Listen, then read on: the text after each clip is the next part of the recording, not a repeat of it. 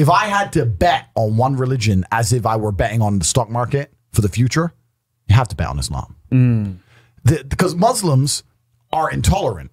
And I'm not saying that disrespectfully, because if you're tolerant of everything, then you stand for nothing. Yeah. Facts. Christians are so tolerant now. You don't believe it. They have gay pastors that I'm not even anti-gay, but if the book says don't have, like, what do you believe in now? Right, yeah. If you're tolerant of everything, you stand for nothing. I respect people who stick up for what they believe in. Yeah. It's not even about me believing in it. I respect them because they believe and they will defend.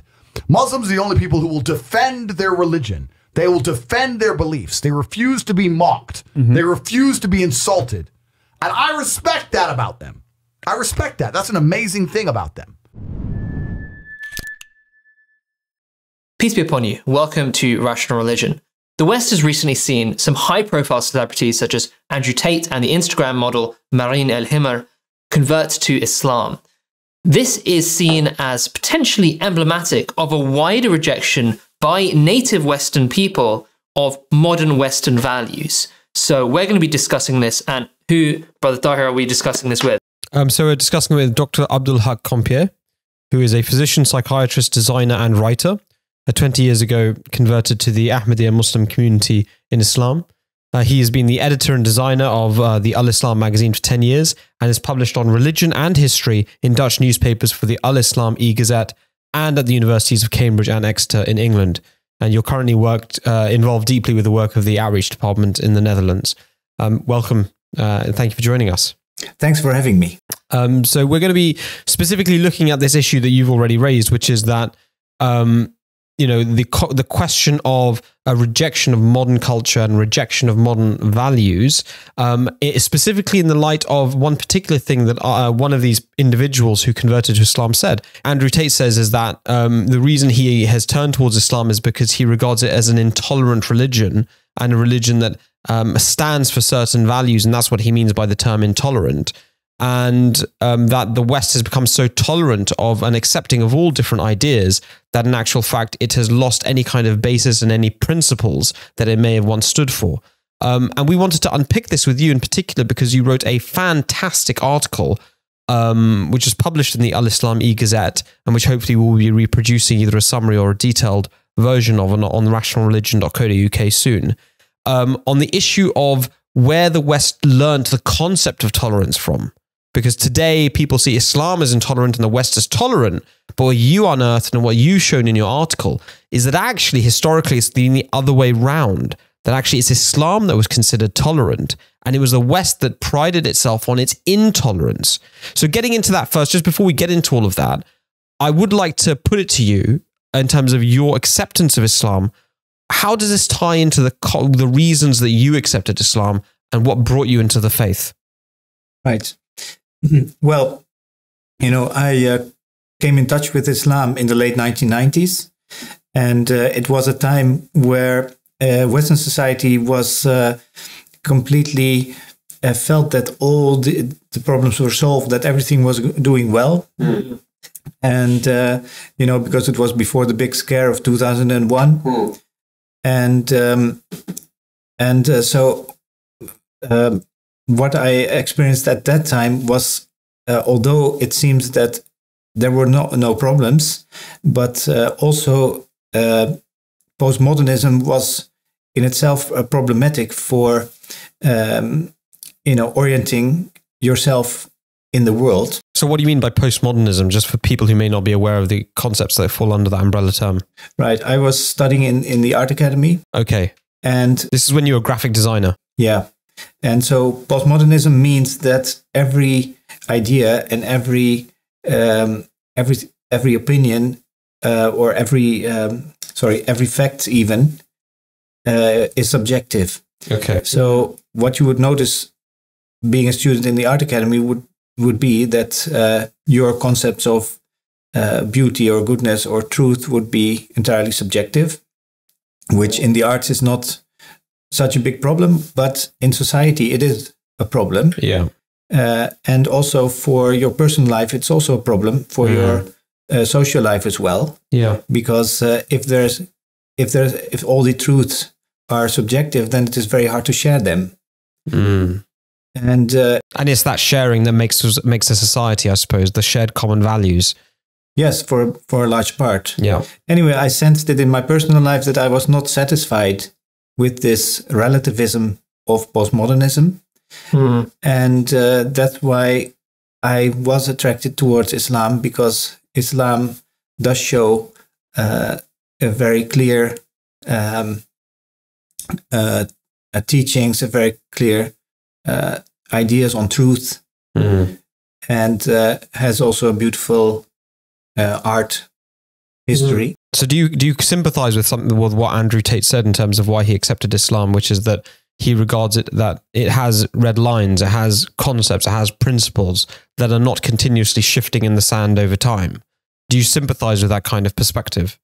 Yeah, so 20 years ago when I was studying the subject, then I was attracted to it because maybe because the Islam had very clear things to say about goodness and beauty and truth. Yeah. And I think that now what is happening in this age is that the relativism has gone so far that it has become even more confusing for people. And that even our identities are very relative. Yeah. And this is something that maybe causes a reaction. Yeah. Which would then say that they would prefer intolerance over all this tolerance. Right. Although for me, the tolerance was a beautiful aspect of Islam which attracted me. Yeah. Right. So I wonder then if, maybe everyone's going from almost one extreme to the other. Western society went from a very Christian milieu and it developed atheism, and from that came the kind of postmodernism where nothing's objective, God doesn't exist, everything is subjective. And now that's expanded in its sphere over every aspect of human life. And there's a rejection of that, which is kind of, we need to go back to intolerance. And perhaps some people find that to a degree within Islam, but we're also trying to counter that. So I guess we're talking about the middle way here. What they're using the word intolerance for is actually objectivity, just having a position, right, which is fixed, and being intolerant of a view insofar as not changing your own belief system, right, for something else. Remember, tolerance is to accept difference, and Islam in that regard is very tolerant. It accepts difference, and as we're going to discuss from your article, it in actual fact brought tolerance to the West, right?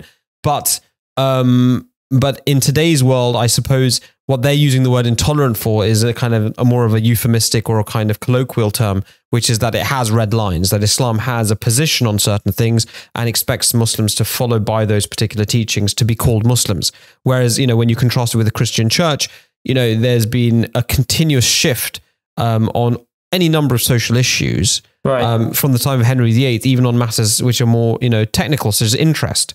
And the permission of interest, historically, viewers of our channel will know our position on interest and the position of Islam on interest. We're not big fans, are we? We're not big fans. Yeah. And actually, the Christian church wasn't a big fan for a very long time, and then decided, let's accept it. And then since then, there's been a progressive movement of the goalposts, even on gender issues or social issues, to an extent whereby you can find almost any church advocating for almost any position. Right. That reminds me of something our Caliph, Mirza Masroor Ahmad, His Holiness Mirza Masroor Ahmad, may Allah strengthen his hand. What he said, and I'm paraphrasing here, but was that, religion is here to teach society. Society is not here to teach religion. Yeah. Because often what we find in other religions is that they adapt so fully to society that they just blend in and they don't have anything to say.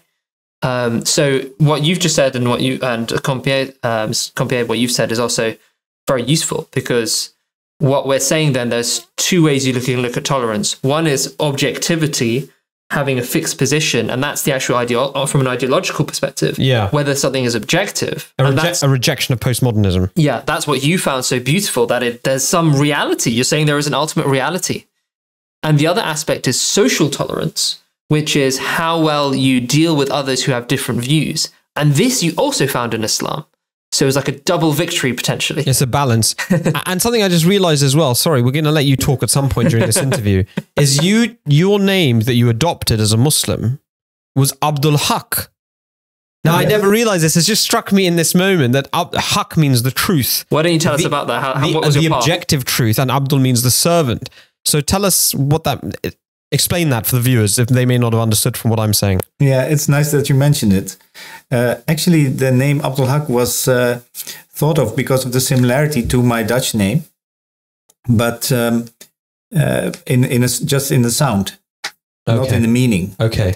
But I'm very happy with the name because I realized when I look back that I was dissatisfied with this idea that there is no truth. And I like to search for the truth in things. And I cannot stop until I find it. Right? And also I cannot bear it to not accept it when I find it. That's why I also accepted Islam. And that's what makes you a servant of the truth. So that's why I like the name now. In retrospect, when I look at, what I think of myself after. So how was that process when you started? I mean, how did you even think about Islam as the thing to look into?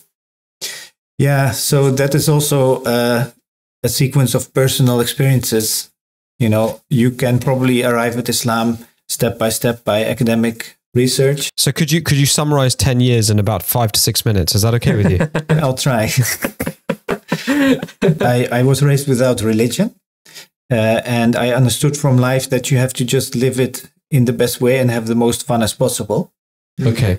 And I thought, well, in Holland I cannot do it because I like to do this surfing on the ocean, and I like to do the designing for all these surfing brands. I love to do that.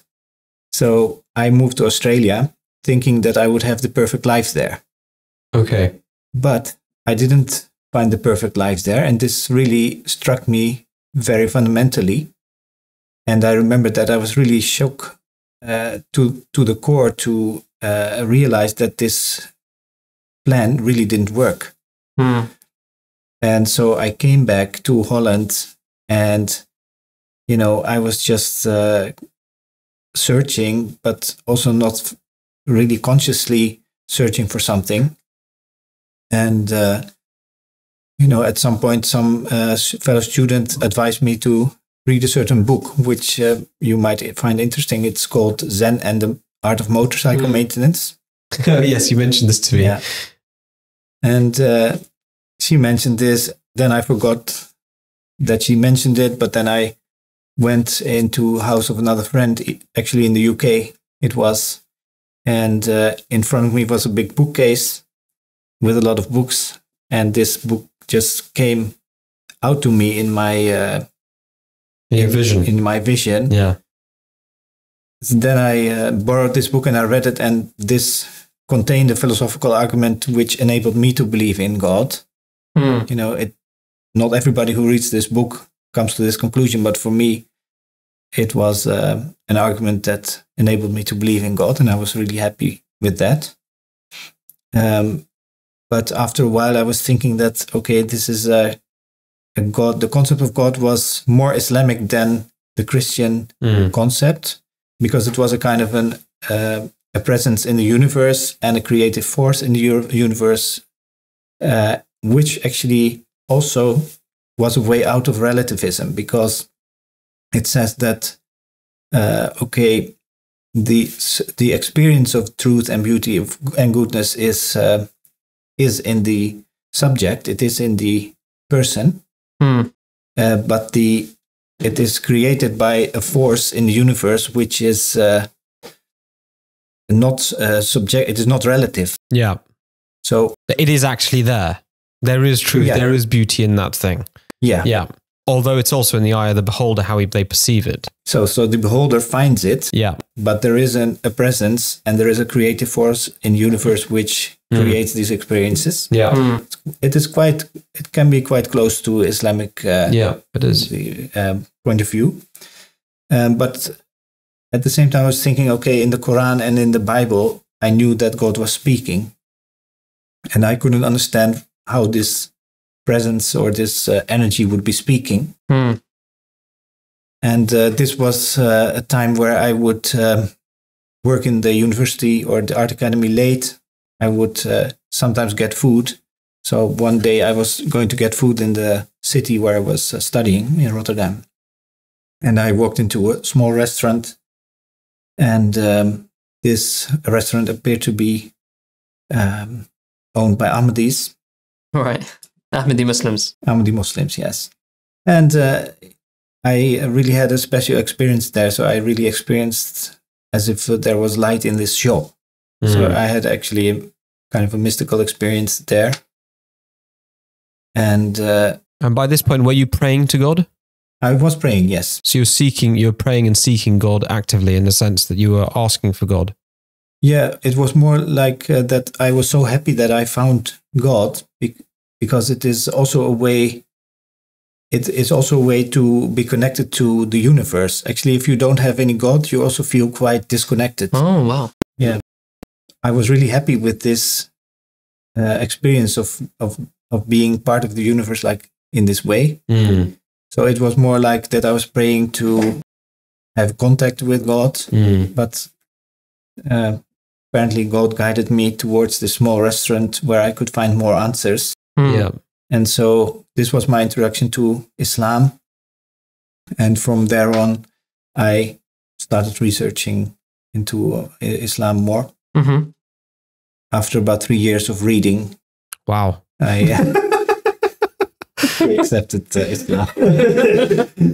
And then, so I would need 5 more minutes to summarize those 3 years. Please have as much time as you want. Okay, so I had this special experience there in this shop. And what was the experience? If you could just mention that. Okay, so actually, at the first time I came there, I stood into the shop. And I was actually feeling very awkward, feeling very strange, as if something was having me in its grip, or I couldn't move, or I could have a difficulty breathing. And I was just looking at the menu on the wall, and but I couldn't say anything, and so I left without ordering anything. Oh, because you felt so uncomfortable. Yeah. And but this old lady who was owning the shop and who was trying to help me, she was just looking at me, very puzzled that I left again. And so I left, and I felt very stupid because I was thinking I wanted to become a better person. I understood this much from believing in God, that you have to become a good person. Yeah. And I thought it was just very rude that I left without saying anything. Oh, I see. But somehow I did have a reason to go back there. And a few months later, I think I went back there and I did order something. And at that time, I sat down. And so you went back because you realized you'd been rude before and you wanted to make up for it? Or you just saw it again and you remembered, oh, I should go there? Yeah, I don't remember the exact reason why I went back. Yeah. It could be part that I felt guilty about it, but I don't think that was the whole thing. Yeah. And anyway, so I went back and I sit down and I eat something. And at that time, actually, it felt like there was so much light coming from the roof of the shop that it was just like it felt very calming on my whole being. And it was also it seemed so bright that you could hardly look into this light. Although it was not a physical light, it was just it was an experience. They didn't have really strong lights or anything. It was spiritual in nature. They probably did have the tube lights, but now in retrospect, I know that we experience this light more often. Like for example, with our Khalifa, we have the same thing. Sometimes it seems like it is physical light. It can be experienced in this way, but sometimes it also just feels like there is this. It is just an experience, as if light is shining on you, but you don't really see it with your physical eyes. I guess it's almost purer. Even physical light is almost like a reflection of the real light, of the spiritual light, and that's what you were kind of sensing with your soul, it seems. Yes, definitely. And I remember saying to people that I took to this restaurant with me that I feel so good here. Don't you feel the same? Oh, really? And it would be, it was just an old, small shop with old furniture, and they would not have the same experience. So, So then you went back to the shop and... Yeah, so I went back and I had this experience. Then after some time, I went back there often, and then I got also interested in Islam. Mm. And at some point, I asked them to read a Quran, if I could borrow a Quran. And in reading the Quran, actually, my experience might be similar to what I experienced there in this shop. Because when I first started reading the Quran, I did feel also as if as if I was afraid, or if I was in the grip of something, and felt as if it is a difficult experience. Overwhelmed? Yes, maybe, or just similar to that experience in the shop the first time. Although I didn't realize it when I was reading the Quran, it was similar to the shop. I realized this later. But after reading the Quran, if I would close it, then I would feel really calm. And at some point, I read a verse in the Quran that says that if a believer reads this book, then first his skin cringes or something. Skin is yes, his skin creeps. Yeah, his skin creeps like when the hairs stand up upon your arm. Right, like this. Yeah, the skin creeps. First, there's kind of an experience of fear or something, and then his heart is opened for the guidance of Allah. Yeah, that it melts. Yeah, yeah, or the heart is softened. Yeah, softened. Yeah. So I thought, well, this is exactly how I experienced reading this book. So it is quite amazing that this book can know how I feel when I read it after 1400 years. Yeah, that's true. Right? So this must really be... so this was one of the reasons why I really believed that the Quran was from God. And so at that point, I knew that I wanted to be a Muslim. I believed in the Quran. So I think in my heart I was a Muslim. But I already also studied so much that I knew that there were different groups. Of course, because I met the Ahmadi Muslims who were also explaining this to me, that they were a separate group. And what I did next was I went to study in a university where they would teach Oriental languages.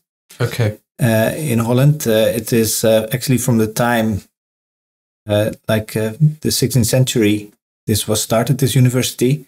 It is also the time where my paper is about. Right. And it also shows the link with the Muslim world. Anyway, I went to study in this university with the intention to meet also with other Muslims of different groups. Because I knew that they would be studying there. And I wanted to know... Which university was this? It is in Leiden. It was Leiden University. Yeah. And it's a very famous university for Oriental studies, isn't it? And Islam in particular. Wasn't Einstein there as well? He lived there for some time. But anyway, so my intention was to answer the question that, okay, I have this experience with this group, but I have no experience with religion at all. Yeah. So maybe other groups can have the same experience. I don't know yet. So I wanted to know the experience with them as well. And so I talked to the Moroccans and the Turks, and there came some religious teacher from Egypt, from Indonesia, and you had the Orientalists as well there, who would talk in their own way about Islam. And so after 2 years talking to all these people and also researching the theology, it wasn't as easy as now to really quickly understand what is the main differences between the different groups. Yeah. Because there was no internet yet. Yeah. So I really had to So you had to go and actually speak to people and visit libraries. Libraries. Yeah. That kind of thing. Yeah. Yeah. And what was that like?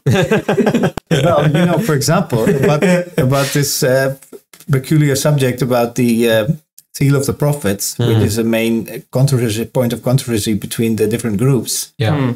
I remember that I was really in the library in one of the mosques in Holland, in Nunspeet, and it was such a dusty and old place where so many books were lying around. And I was just looking for something about the subject, and I came across something about the subject. At least it was just a very small booklet written by Abdulrahim Dart in the 1940s. Wow! And this it was excellent. It had so much information. Yeah. But I had to do. Now you can just Google it. Right? But so I had to do that as well and talk to the people. And after 2 years of doing that, I realized that the spiritual experience of the Ahmadiyya community was the best. And also they were right about the main subject of the controversy, like the death of Jesus. Yeah, peace be upon him, and about the seal of the prophets. The Ahmadi Muslims believe that Jesus died, and that he himself will not return to the world, but that the founder of our community, Mirza Ghulam Ahmad, peace be upon him, was the second coming, not in the sense of a reincarnation, but in the sense of bearing the same title and name because he has the same function for the Muslims as Jesus did for the Jews. Yes. Right. So that was extremely... I was completely convinced from all these point of view, and then I accept. It strikes me that you explored Islam with your head and your heart together. You kind of had the spiritual experiences and you're looking for the spiritual aspect of things, and you're also really intellectual about it. Was that something quite conscious, that you were making sure you were covering both bases? Or was that just a natural flow of things? Yeah, I wasn't really conscious of the mind and the heart thing, but I did want to. Maybe it was because I wanted to be able to explain what I was doing, because it was quite strange, as it is still today. And I always loved this saying of the Prophet Muhammad, peace be upon him, that Islam will end as it started, which is something strange. Yeah. And there's good news for the strangers. Yeah. I always loved this saying of his.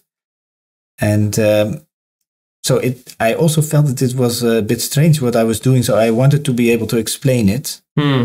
And so that's why probably it got a kind of a scientific aspect to it, that I thought, okay, I have had this experience, but I don't know if this is unique to this group. Let's find out if I can have the same experience in other groups. And if not, then this group must be true.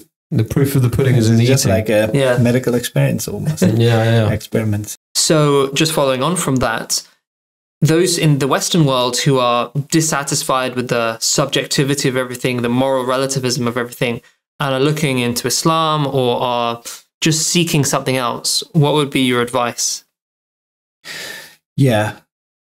So after 20 years, I would say that Islam is the answer from many points of view. Because it is not true that there are two sides to this discussion about relativism. For example, you cannot actually solve the problems that relativism causes, wherein everything becomes relative and fluid. You cannot actually solve it by making everything fixed again. And this is actually also, which is probably in the first chapter of the Quran, that the true way is the revelations of God and the guidance of God, and the distractions of the way are the people going astray, which you might say is relativism. That everything becomes relative. And the other way is to fix everything. Oh, I see. Dogmatism. As if extremism. Yeah. And so... those who incur God's wrath is the phrase you're referring to there. Yeah, but then what these people are usually become are people who are really too particular about things and cannot relativize anymore, take everything out of context. Like the extremists that everybody knows.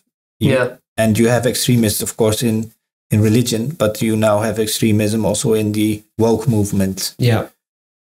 And anyway, so why is Islam such a good way to choose? Is that you also have a very strong mystical part, which is that every human being has a direct relation with God and can communicate with God, and that religion is also something that can be interpreted from time to time by divine guidance. And when you say communication with God, you mean a two-way communication? You mean that you speak to God and God communicates back to you? Is that what you're getting at there? Yes. So this aspect is, and but also it also can we can take this book of the Zen and the Art of Motorcyclists in again, because it's quite similar to Islamic mystical philosophy, and which is kind of makes the point that the truth cannot be known completely, because God is the essence of God cannot be known. God reveals himself continuously, and so you have to follow the continuous revelation of God. You have to find the source of spirituality and guidance, which is different from both sides. Like the relativism, it is different from relativism, but it's also different from extremism. I think I have a quote of the Quran which perfectly summarizes what you're saying, which is in chapter 6, verse 104, which is, eyes cannot reach him, but he reaches the eyes, and he is the incomprehensible, the all-aware. So in a way, God cannot be defined. You can't subject God to your measurement, but God will reveal of himself what is within your capability of perceiving him. And this is the essence of Islamic teachings with respect to the life after death, that you don't die and then it's all, sitting around partying all day long. The afterlife is a continuous process of discovery of God with a heightened set of faculties for appreciating and knowing God. And God will continue to reveal himself to us in that condition. And that process will be infinite because God's essence is unlimited and God's aspects are unlimited. And so there's no end to seeking him. So this is an important thing that I want to say to these people who are looking for truth now in society. It's a difficult point to understand maybe, but maybe it is, they can understand this thing that either complete relativism or extremism, they are both not solutions. So if you are dissatisfied with the complete relativism of contemporary society, wherein even our biology is threatened, then it can create such a reaction where people go into the ways of extremism, but it will not be the right solution in the end. But the true Islam is that spiritual Islam where you will find continuous revelation, continuous guidance, and it is a more subtle way of practicing religion. So what you just said there is very beautiful, because you've made a point of continuous revelation. And most Muslims who are watching this would deeply object to the idea of continuous revelation. And in fact, it's a specific Ahmadi Muslim view that the final law for mankind, the final law, the final teaching that you must follow in life is the Quran. And that is final, and that is the last. And that's why the Prophet Muhammad is the last law-bearing prophet. That's why he is the seal of the prophets. But the process of revelation, which is to bring people back to the correct understanding of that teaching, that will continue to occur as long as humanity exists through prophets. And that's what Mirza Ghulam Ahmad, the founder of the Ahmadiyya Muslim community, claimed to be, one such individual. So in a way, what you're saying is that not just Islam, but actually specifically the Ahmadiyya Muslim community is a perfect balance between the dogmatism of saying everything that has been interpreted in the past, that's all there ever is, which is what a lot of Salafis and Wahhabis say. And the balance between that, but also pure relativism, that's saying that there's a new religion completely every single generation, that everything has to be reinvented. Baha'ism kind of philosophy whereby, God is going to send a new prophet every generation, right? Yeah. So Ahmadiyya Islam is the perfect balance in a sense. That's what I'm taking from what you're saying, which is that it fixes the law and the teaching in the Quran, but recognizes that for every age, whenever mankind drifts away from that teaching, we need an exemplar and an exemplar an example to bring us back to that teaching, and that person must be divinely guided. And that's actually what the Prophet Muhammad said. That's why he prophesied that there will come a time when, you know, the Muslims will go astray and they will be sent to the Mahdi. The Mahdi means the guided one. So you wouldn't need a Mahdi who's guided by God unless you have become misguided, right? Which actually also answers the question. People say, well, how can there be a Mahdi, or how could there be a prophet, or how can there be a person to guide us when we have the Quran? Well, the Prophet Muhammad himself knew that the Quran would still be there, but that Muslims would go astray and would need a reformer and a guide. Yes. Just to summarize, I mean, you've really very beautifully kind of answered the main issue in the West, which is kind of this rampant subjectivity and the cognitive dissonance that this gives people. You're saying objectivity, there is something which is objective, which is haq, and it is our job to be Abdul Haq, to be the servants of that truth. And each one of us will have a slightly different relationship with the objective truth, and therefore our subjective experiences are legitimate. But that doesn't mean that there is nothing objective and ultimate. So we must reject the dogmatism of those who say everything is final, definite, every experience is objective, and you know, we have to reject all forms of relativism, and we also have to reject the extremism of the pure relativists and find the middle way, which is kind of the meaning of Islam. Yeah, but the nice point about the middle way in Islam is that it is not a compromise. Sometimes it is a compromise. Right. Like sometimes it is a compromise of being a little bit lenient about your some views teachings or something. But the actual middle way, which is in Surah Fatiha, the Sirat al-Mustaqim, Sirat al-Lazina anamta alayhim, the people who are receiving God's blessings, that's actually a middle way that is continuously revealed. And that is guided by revelation and not by compromise. Abdulhaq, thank you very much. You're welcome.